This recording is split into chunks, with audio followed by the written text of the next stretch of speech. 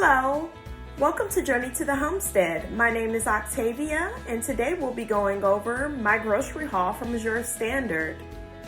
Eating within season is part of homesteading life, and we've got some items today that are in season and some items that we're going to preserve because our family loves them. So let's jump right on into it in learning and exploring homesteading life. This is whole nutmeg.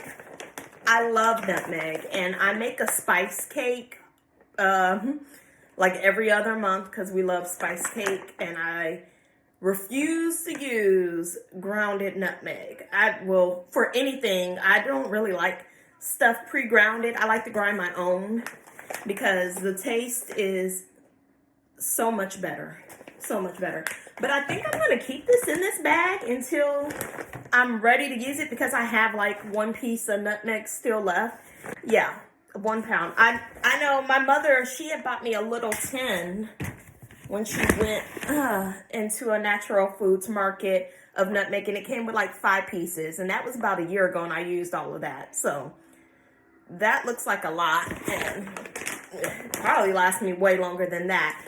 I think this is a Mylar bag, and that's one of the other reasons. I'm just going to leave it in there until I actually open it up. So we got the calcium hydroxide. This is the cow lime. This is for, well, my purpose of how I'm using it is I want to eventually water glass some eggs. So this is calcium hydroxide, also known as cow lime. And I got this because I was really interested in the different ways that you can preserve your eggs, which one of them is using this to water glass your eggs. We'll do this together at the end of the summer. I'm going to go ahead and put this in a jar. I try to keep everything out of plastic. I don't know. I went crazy last year after reading articles about how much plastic, I guess, we end up ingesting. And so now I've just been like, oh, if I can put it in a jar or some type of container, that's where it's going. I do not want it in plastic. So I'm going to go ahead and do that.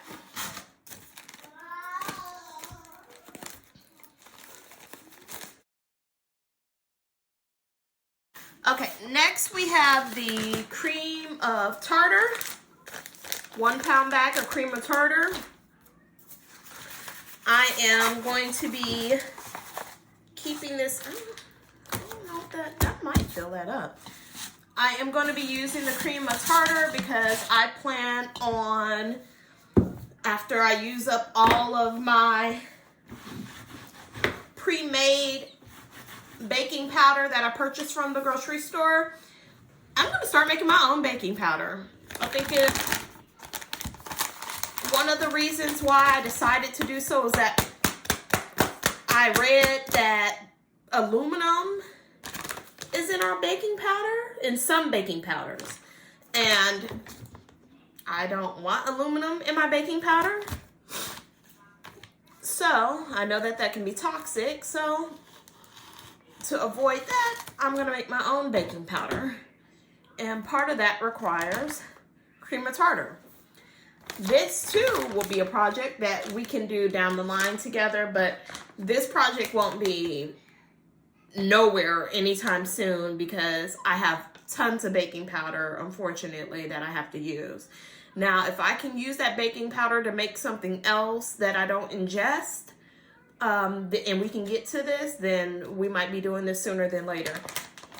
We'll see how that goes.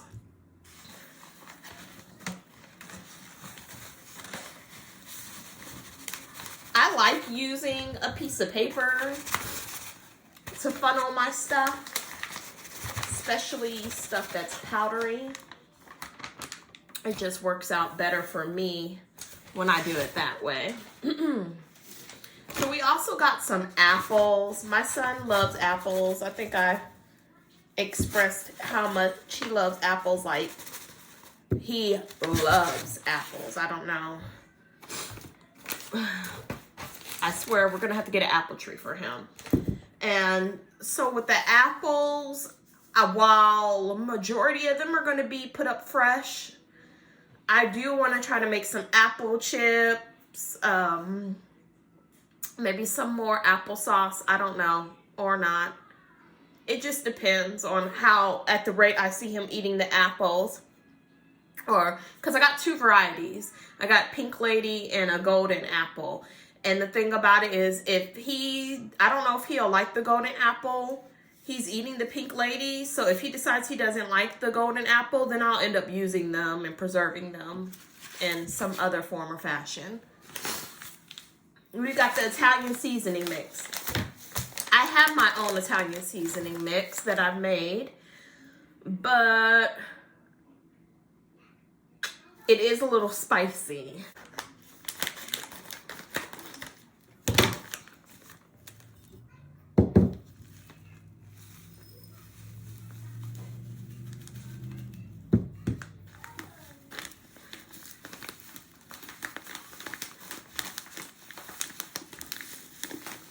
Now, we also got some yellow popcorn. That comes in like a little brown paper bag type situation.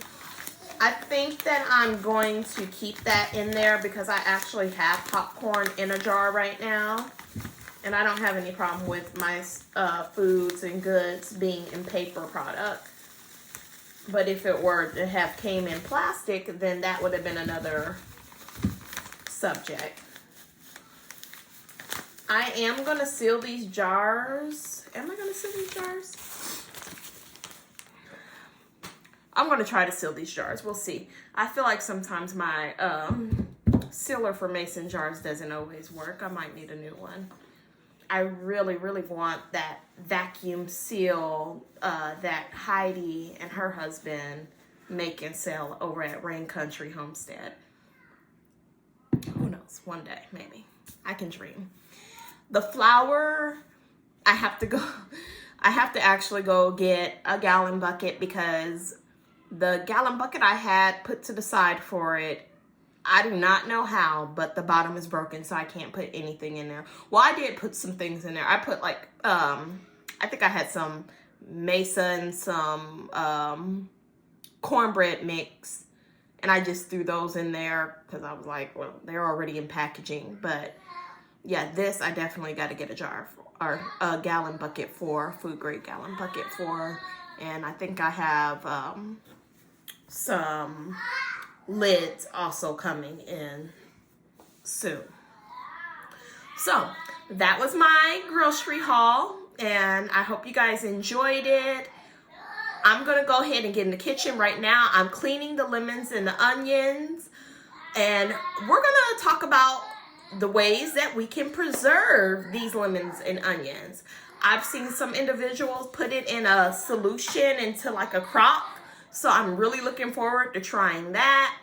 In addition to dehydrating, and I really, really want to make like an orange juice concentrate and a lemon juice concentrate and can it.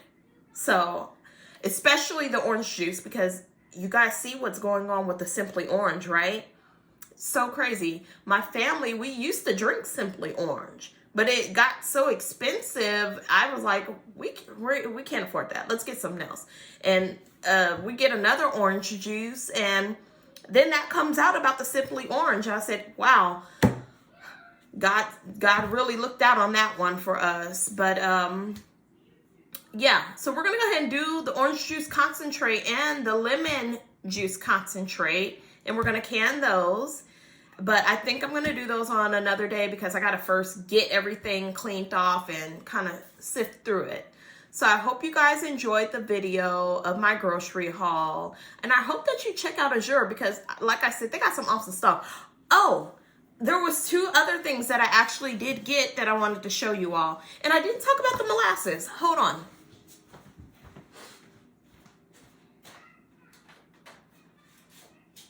Go put your socks on. I buy seeds. I don't know what I'm buying. This is something that's new to me, like not necessarily gardening and planting, but seed purchasing and saving. So I got a chamomile seed from them, as well as onion, Walla Walla onion. and they're heirloom, so I'm really excited about these. And then the molasses is for my homemade brown sugar, which is wonderful as well. All right, so I wanted to share with you all how to make the most of your orders, especially when sometimes you get fruit or vegetables that come in and they're bumped and bruised and they may not be edible. So a good thing that you can do is turn citrus into scrap vinegar. You'll take some of the pieces and cut them up and put them in a glass jar. Then you see me here pounding just to get some extra juices flowing. Next, what you'll want to do is add 1/4 cup about to a quart, if you're using a quart jar, of sugar. I like to use the organic raw sugar.